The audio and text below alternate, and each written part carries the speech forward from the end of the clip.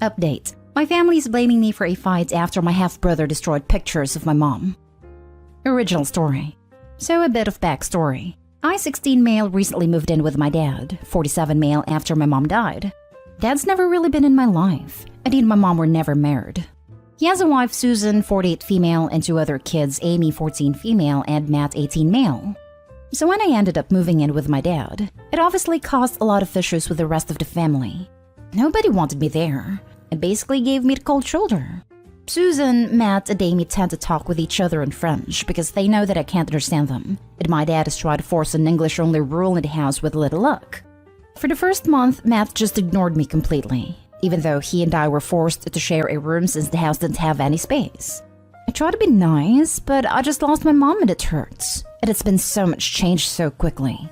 2 days ago, though, I found postcards and pictures and letters from my mom ripped into a bunch of pieces and scattered all across my bed. I kept them in a box under my bed, and Matt had been the only one in the house with me at the time, so I know he did it. I started yelling at him, and we ended up verbally fighting right as Susan and Amy got back home. I can't remember what Matt said anymore because I was so mad that I wasn't thinking straight, but I remember hitting him. We both exchanged a couple of punches and I accidentally elbowed Amy in the nose while she and Susan were trying to separate us, so she was bleeding too. When my dad got home, we were all still yelling and Susan was trying to throw me out of the house. I couldn't stop crying because I just had my only actual photos of my mom ruined, and I don't know if we can fix them. My dad tried to settle everyone down, but didn't end up punishing Matt because there's no actual proof that he did it. I got in trouble for throwing the first punch, and Susan is still trying to convince my dad to send me somewhere else. Both Amy and Matt kept telling me that I ruined their family by coming here, but I didn't really have a choice. I know I shouldn't have hit Matt, but I was so mad and didn't think. I know it shouldn't have escalated anything, but am I really the one at fault here? I don't know how I'm supposed to live with Matt anymore. Now for the top advice before reading the update. These parents need to hold somebody accountable because obviously your pictures didn't just rip themselves up. You're right that you shouldn't have hit your half-brother, but assuming that your mom passed away rather recently, you're in grief. So it's not unreasonable that you'd be upset by this. I'm sorry this happened to you. That's a truly awful thing to discover. It's been about 2.5 months and it was really sudden. My mom and I were really close, and I think I've seen my dad twice before I had to go live with him, and not for almost a decade. I know I still have recent pictures on my phone, but it's not the same. Yeah, I can only imagine how hard everything is right now. Your whole life has been basically flipped upside down. Is there anyone on your mom's side you could talk to? Maybe even live with for a few years until you're old enough to get your own place? I think that would be worth exploring, to get yourself out of this environment that doesn't seem to be getting off on the right foot. It's just my grandparents on my mom's side, and they basically disown her because my dad was married to his wife when my mom got pregnant. They're very religious and I haven't had any contact with them since I was born. They didn't even come to her funeral. You should probably talk to your dad about how you feel. This is not a good home environment at all. I've tried, and I think he's just trying to be the good guy on both sides. He knows everyone else doesn't want me there, but it's been hard on them too, so he's trying to be mindful of that, I guess. But I feel like it's at my expense. And now for the first update. So I've posted about this in here before, but things have gotten worse, and I feel like I don't know how to navigate it. It's been about 6 months since I had to move in with my dad and his family after my mom died, and I still feel like his wife and my half-siblings despise me just for being there.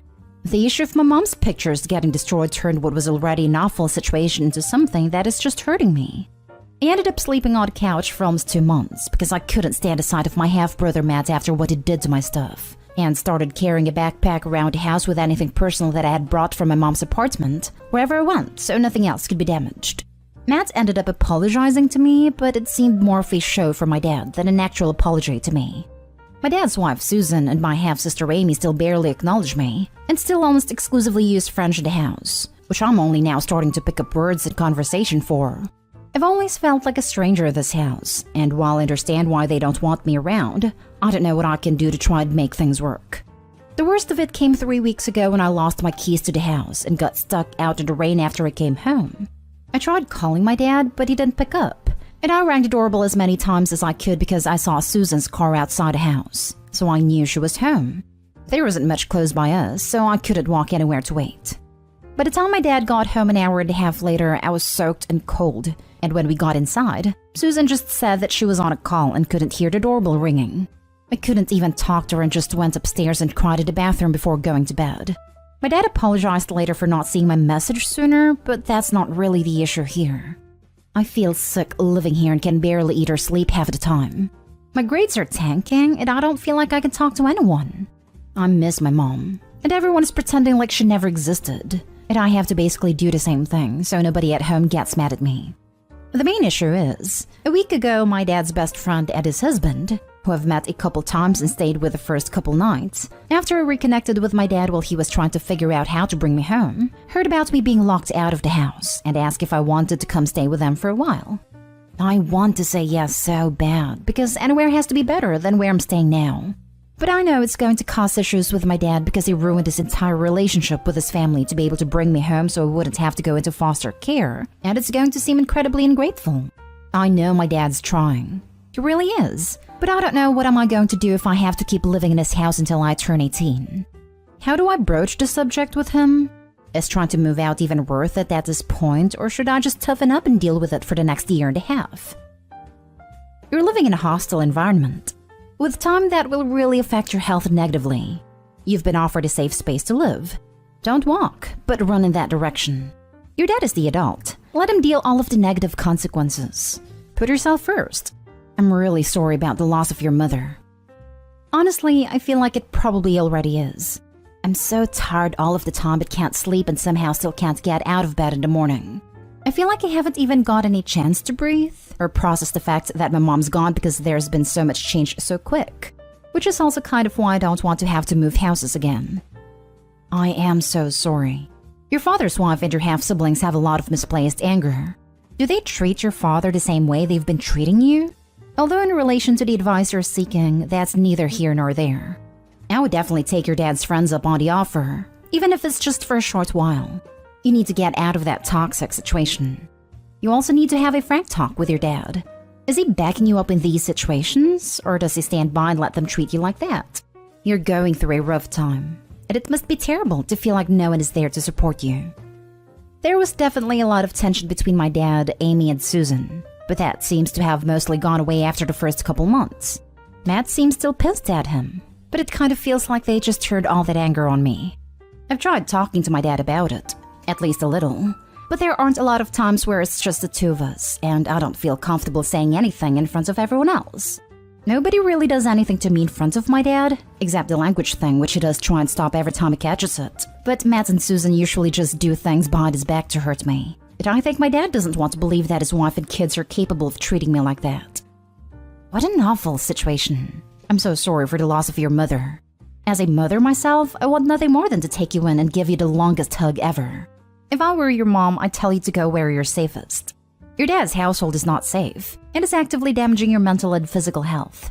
I get that your father is doing his best, and it's kind of an impossible position he's in trying to placate everyone. But here's the thing. As your parents, his priority should be your health and safety, even if it means you living under a different roof. Now, I don't know this other couple, but the fact that they were willing to house a strange teenager with a troubled family history puts them in a very positive light in my eyes. They didn't have to do that. Most people wouldn't, but they did. You have the option of going back, where you'd be safe. Please prioritize yourself. That being said, I don't know the best way of going about it. One commenter mentioned going for a weekend, then a bit more frequently to ease the transition. I like this idea, but I worry about your stepmother retaliating somehow. It sounds like anything she can do to make you suffer, she will. Maybe she'll impose your dad to forbid you from going over there because she'd rather you be miserable. On the other hand, she may be overjoyed to finally be rid of you. I suggest you make a plan. One option is to try to ease the transition route, but be prepared to 100% move out the first sign of things going awry. Another option is to straight up move out. Talk to your dad first. If he can't make time for one-on-one time with his kid, then screw it. Leave. You'll have your answer. That's nice he kept you out of the foster system, but don't mistake him doing the bare minimum as something you need to repay. You don't owe him a damn thing. Take care of you first. Sending you lots of mom love. Reach out anytime. I mean it. Honestly, when I read this comment, I had to go sit outside and cry for a little bit, because just the thought of getting a hug from my mom was enough to set me off. I really needed that. Thank you. My dad's best friend and his husband are really nice, from the times we've interacted, and are honestly the only ones who put all the blame on my dad for actually having the affair, and then keeping me a secret until it had to come out. They know none of this is my fault, and I think they're just trying to figure out a way to help me, and I don't really feel like I deserve it considering how little they know me.